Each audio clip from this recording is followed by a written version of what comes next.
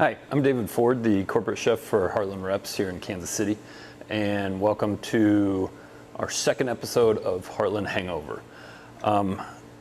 As you can see, we are going to do Bloody Marys today. Can't be called Hangover and not know how to make a Bloody Mary, right? It's the cure-all. So today we're going to make I'm going to show you how to put a mix together. How I like to drink Bloody Marys. We're going to talk about some of the millions of toppings and ingredients and anything that you want to add to it. If you've ever been to like a Bloody Mary bar, we can just talk about some of the options, some of the cool ideas that can go in that work with Bloody Marys. So I'm thirsty, so let's get to it. You can use tomato juice. You can use any, I like to use Clamato. It's basically just tomato juice, some spices, and some dried clams, which sounds weird, but it adds an extra layer and extra depth to it. It's really good.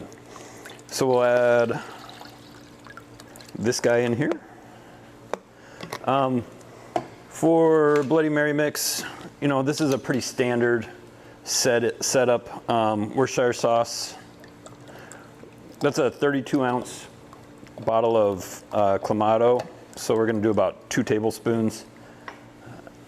We don't have to measure too much, just kind of go for it. Tabasco.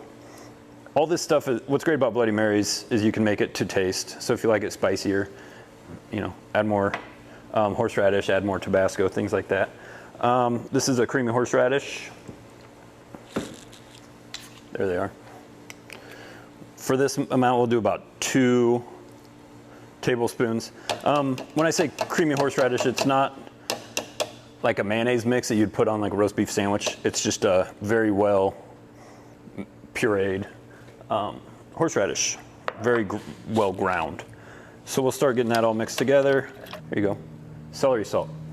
These are pretty much the staples. So once you have this in, you can do whatever you want. I like to add a little salt and pepper as well. And better give it a taste.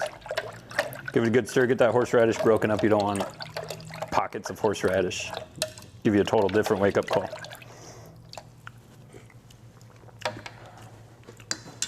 So good. Let's get a little more. It's not quite spicy enough. Let's keep it going. A little bit more everything in there. And if you want to make just the base, you can keep on your bar, on your, with all your fixins, you can keep more horseradish, keep Tabasco, do different flavors of hot sauce. Again, the beauty of the Bloody Mary bar is that you can have pretty much anything in it. It's a great way to empty out the fridge. What I like to do is, in past places I've worked, we've done Bloody Mary bar, and fresh produce, just pickle everything. Like I just did quick pickle on some cherry tomatoes, some cucumber, and jalapeno. I've done okra, corn on the cob, cut them in like discs, and then pickle them. Pickled hard-boiled eggs, pickled seafood. I mean, it really is limitless. So let's keep going. So for the Bloody Mary, I like to salt the rim for mine. I just do a little lime juice. This is just salt and celery salt mixed together.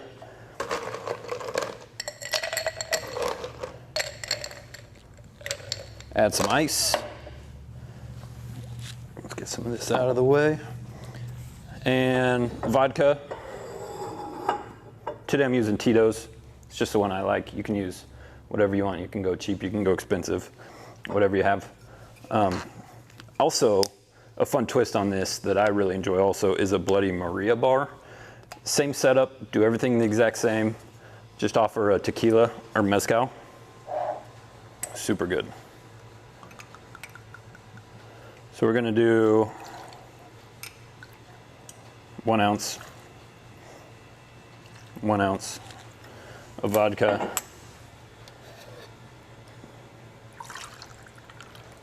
pouring our topping, or pouring the Bloody Mary. And then, like I said, we're gonna do 2 real quick. Why not? We got time. I got a lot of fun toppings, and we'll kind of show you all the things we can do with it.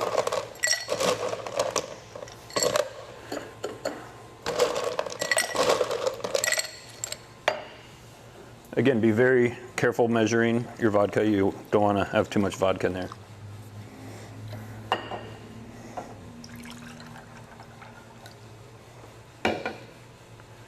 So with this, like I said, you know, your imagination's the limit.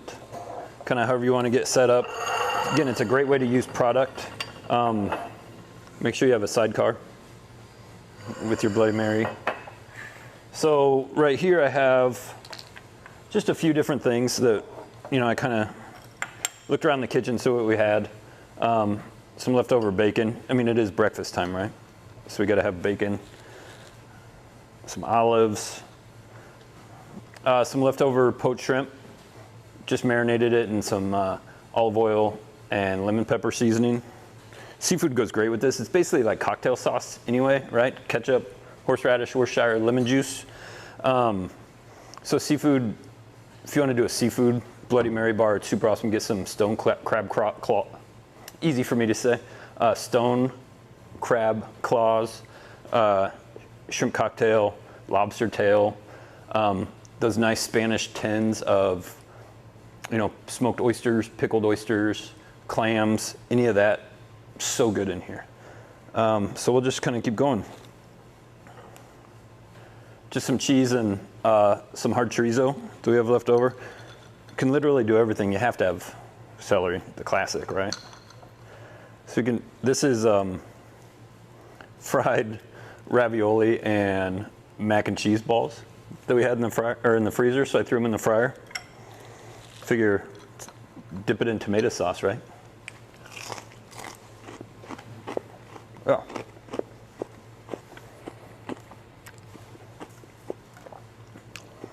So, the Bloody Mary, perfect for a hangover, perfect for brunch, perfect for hanging out with your friends, watch the game.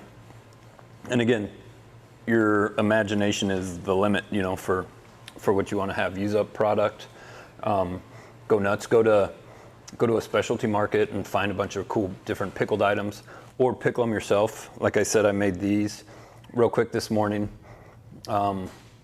For a basic pickling recipe, I guess, is I just used 2 parts red wine vinegar, 2 parts water, 1 part sugar, and about half a part of salt. Brought it to a boil. I just dumped it all in, let it cool down. And it's not a super classic pickle, but it infuses a flavor, it gets it done. Keeps them crispy. Delicious. So yeah, we pickled these little cherry tomatoes. Put that in too. So that's going to be it for this week's episode of Heartland Hangover. Again, my name is David Ford. Hold on, I have to make sure it tastes good. That'll get you going in the morning. Thanks for tuning in. Tune in next week. We're going to make some fish and chips. Because I just get to, with this show, I just get to make what I want to make. This sounds good to me. So thank you for joining me. Come back, check our website, heartlandreps.com. And if you have any questions on any recipes, feel free to email me, david@heartlandreps.com, and I'll get back to you. So thanks for tuning in. See you soon.